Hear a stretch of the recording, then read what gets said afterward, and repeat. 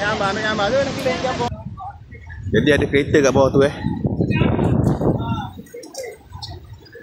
Sikit lagi.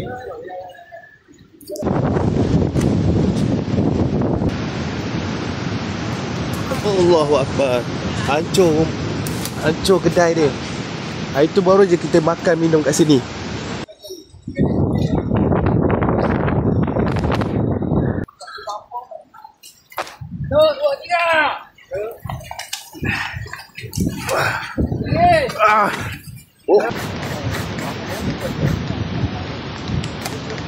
Nak tukar ni ke? Nak aku pula lagi. Tadi kiranya masa tadi dah kereta merah ni dah ke depan sana lah. Lepas tu dah mengundur. Lepas tu kita orang U-turn balik. Lepas tu sampai sini slow. Lepas tu tiba-tiba pokok tu jatuh. Oh, berjatuh macam tu ke? Tak sempat lah nak tu. Tak sempat. Nak undur tak boleh, nak ke depan pun tak boleh. Kereta saya dia depan.